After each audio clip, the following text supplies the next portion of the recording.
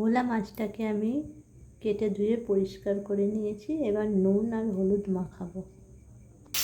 এবার আমি কড়াইতে তেল গরম করে ভালো করে যখন তেলটা ধোয়া উঠবে তখন নুন হলুদ মাখানো মাছটাকে ছেড়ে দিয়েছি। ছেড়ে দিয়ে এটাকে ফ্রাই করে নেব একটু লাল করে। মাছগুলি আমি ভেজে তুলে নিয়েছি, একটু লাল করেই ভেজেছি।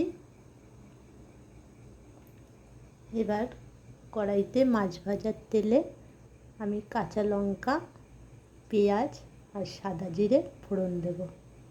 কড়াইতে আমি সাদা জিরে, কাঁচা লঙ্কা, পেঁয়াজ আর একটু রসুন কুচো দিয়ে একটু হালকা ফ্রাই করে নিচ্ছি।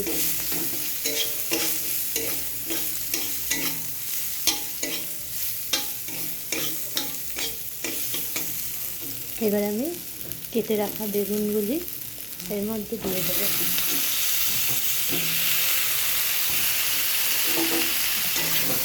একটু নাড়াচাড়া করবো, নুন হলুদ দেবো। নুন হলুদ দিয়ে দিয়েছি। এবার আমি একটু নাড়াচাড়া করবো।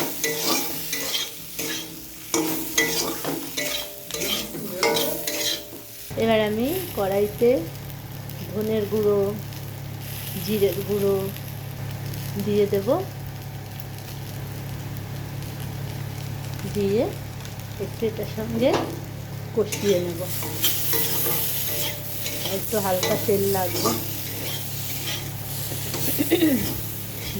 বেগুন তেলটা শুষে নিয়েছে, তো হালকা তেল লাগবে, না দিলেও হবে।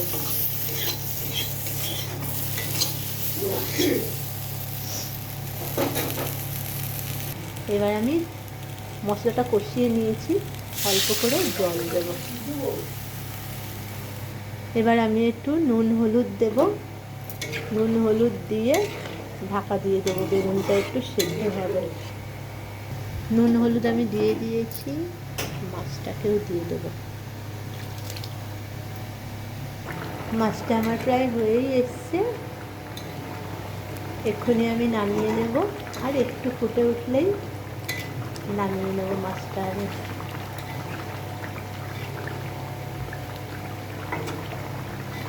বেগুনগুলি গোটাই থাকবে, এমনভাবে নাড়তে হবে যেন ভেঙে না যায় বেগুনগুলি। মাছটা আমি নামিয়ে নিয়েছি, এখন গরম আছে, ধোয়া উঠছে, দেখতেই পাচ্ছ। ঠান্ডা হলে ঝোলটা আর একটু ঘন হবে। এর মধ্যে আলু পড়েনি, বেগুনটা ডুমো ডুমো করে কেটে এইভাবে ভোলা মাছ রান্না করেছি। খেতে খুবই সুস্বাদু, খুবই ভালো লাগে খেতে। তোমরাও বানিয়ে দেখতে পারো। Thank you friends.